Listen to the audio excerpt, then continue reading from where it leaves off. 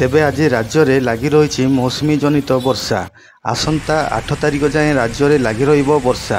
तेबे आज मध्याह्न सुधा 22टी जिला को येलो वार्निंग जारी करा बेले गोटे दुईटी जिले में प्रबल वर्षा होगाकू थिबा बेले 22टी जिला को बिजुली घड़घड़ी मारिबा सह 30 ରୁ 40 किलोमीटर बेगर पवन बहिबार संभावना रही।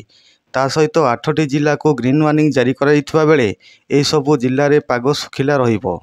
तेबे चलतु जानिबा केउं सबू जिले में प्रबल वर्षा होगा सह बिजुली घड़घड़ी मारिबो एवं पवन बहिबो। तेबे से सबूर संपूर्ण विवरणी जानिबा आम भिडियोटी को शेष पर्यंत देखंतु।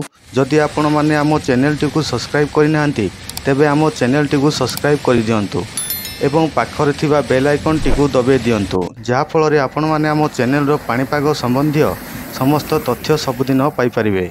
हाराहारी समुद्र पतन रे मौसुमी वायु अमृतसर, चंडीगढ़, शामली, शाहजहानपुर, लखनऊ, छाप्रा, बांकुरा, क्यानिंग दे दक्षिण पूर्व दिगरे उत्तर पूर्व बंगोपसागर को जाइए, जहा फल आसंता 8 तारिख जाए राज्य में किछि जिले में वर्षा लगी रहिबार संभावना रही।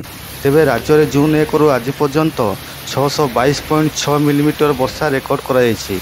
येलो वार्निंग जारी कराइथिबा 22 जिला हेउछि सुंदरगढ़, केन्दुझर, मयूरभंज, झारसुगुड़ा, बरगड़, संबलपुर, देवगढ़, अनुगुल, ढेंकानाल, कटक, बालेश्वर, भद्रक, जाजपुर, केन्द्रापड़ा, जगतसिंहपुर, नयागढ़, खर्दा, पुरी, गंजाम, गजपति, कोरापुट, रायगड़ा यही सबू जिले में बिजुली घड़घड़ी मारिबा सहित पवन बहिबो एवं मध्यम धरणर वर्षा हेबो। ग्रीन वार्निंग जारी कराइथिबा जिला गुड़िक हेउछि मालकानगिरी, नवरंगपुर, कलाहांडी, नुआपड़ा, बलांगीर, सोनपुर, कंधमाल, बौद्ध यही सबू जिले में पाग सुखिला रहिबो।